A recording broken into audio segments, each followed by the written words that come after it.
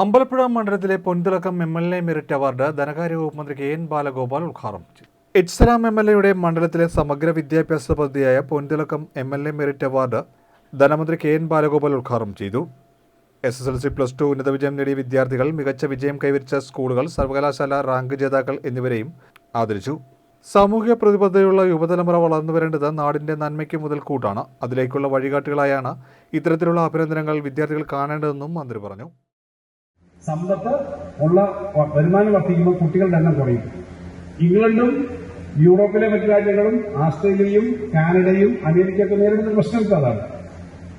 അതുകൊണ്ട് തന്നെയാണ് അവിടെ ഇടയ്ക്ക് പഠിക്കാനെന്ന് പറഞ്ഞാൽ നമ്മുടെ കുട്ടികൾ ധാരാളം പോയി UK പഠിക്കാൻ പോവാണ്, കാനഡ പഠിക്കാൻ പോവാണ്. എന്നിട്ട് അവിടെ ചെറിയ പാർട്ട് ടൈം ജോലി, കാരണം അവിടെ ആളുകൾ കുറഞ്ഞു. ഇപ്പോൾ അത് സാറ്റുറേഷൻ, ഇനി പോയാൽ വലിയ ജോലിയില്ല. ഇവിടെ നിങ്ങൾ പോകുന്നതിന്റെ ഭാഗമായി നമുക്കുണ്ടാകുന്ന ബുദ്ധിമുട്ടെന്താ? നേരത്തെ നമുക്ക് പല സൗകര്യങ്ങളും ഇല്ലായിരുന്നു. ഇപ്പോൾ നമുക്കിതൊക്കെ ചെയ്യാനുള്ള സൗകര്യമുണ്ട്. നമുക്കുണ്ടാവുന്ന നമ്മുടെ അച്ഛനും അമ്മയും അപ്പനും അമ്മയും ഒക്കെ മാത്രമാവും കുട്ടികളെല്ലാം പുറത്തു പോകും. അങ്ങനെ ഒരു സ്ഥിതിയിലേക്ക് വരുന്നു എന്നുള്ളത് വേറൊരു പ്രശ്നമാണ്. അപ്പൊ ഇതിനെയൊക്കെ നേരിടാനും കേരളത്തിന്റെ പുതിയ സാധ്യതകൾ ഉപയോഗിച്ചുകൊണ്ട് നമുക്ക് മുന്നോട്ട് പോകാനും കഴിയുന്ന ഒരു കാലമാണ് എന്നുള്ളത് നമ്മുടെ കുട്ടികളുടെ മനസ്സിലാവണം. ലോകത്തെവിടെയും നിങ്ങൾക്ക് പോകാം, പക്ഷെ ലോകത്തെവിടെയും പോയാലും നമ്മുടെ ഈ നാട്ടിൽ ചെയ്യാൻ പറ്റുന്ന ധാരാളം കാര്യങ്ങളുണ്ട്. അത് യാന്ത്രികമായി ഇവിടെ നിൽക്കണം എന്ന് പറഞ്ഞാൽ ആരും നിൽക്കില്ല. പക്ഷെ നമ്മുടെ ഓരോ കുട്ടിയും അതിന് പറ്റുന്ന തരത്തിലെ കാര്യങ്ങൾ ചെയ്യുന്നവരാണിപ്പോൾ, ചെയ്യാൻ പറ്റുന്നവരാണ്.